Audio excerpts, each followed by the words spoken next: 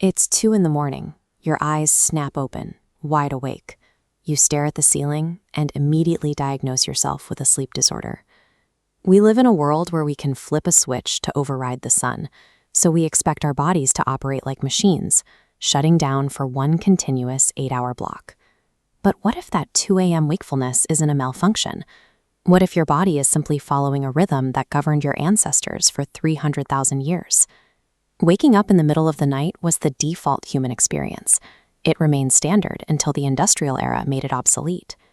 By looking at how we used to sleep, it becomes clear that our modern definition of a healthy night is a biological anomaly.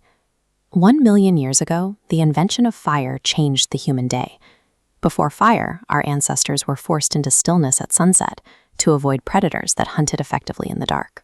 A campfire created a 30-foot circle of safety where humans finally stepped down from the trees. This shifted the mathematical reality of survival. Fire added 2 to 4 usable hours to the end of every day, giving our species time that didn't exist before. Anthropologist Polly Wiesner studied the sand bushmen of the Kalahari Desert to understand how humans utilized those extra hours. She found that daytime talk was almost entirely practical, logistics, hunting, and work. But around the fire at night, 81% of conversations shifted to storytelling, myths, and jokes. The campfire became the original theater and classroom. It was the specific environment where humans learned to imagine things that don't exist yet, building the foundations of culture. But the fire eventually dies down.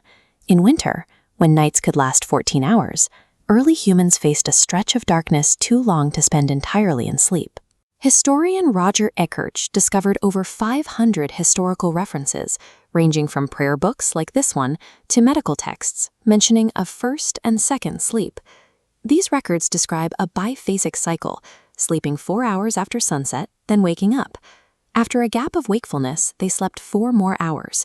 During this midnight gap, people socialized, reflected, or studied. A physician even recommended it for couples wanting to conceive. In 1992, science confirmed what history had recorded. Psychiatrist Thomas Weir placed volunteers in a light-deprived environment for 14 hours a night. Within weeks, every participant naturally reverted to this exact biphasic rhythm.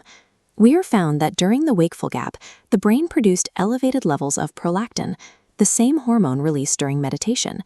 Participants described escape as peaceful and reflective. This gap wasn't a malfunction. It was a distinct state of consciousness that humans evolved to experience every night. The assassination of this rhythm began in the 1600s. Cities like Paris and London installed street lamps to deter crime, making the night navigable for the first time in human history. The final blow came in 1879, when Thomas Edison commercialized the electric light bulb, effectively ending the ancestral night. This technology created a biological conflict. When blue light hits the retina at night, the brain interprets it as daytime and suppresses the release of melatonin, the hormone that regulates our sleep cycle. By flooding our world with light, we fractured a circadian rhythm that had been stable for hundreds of thousands of years. By adopting artificial light, we traded a specific phase of human consciousness for a different kind of productivity. That state of midnight reflection has vanished from the modern schedule.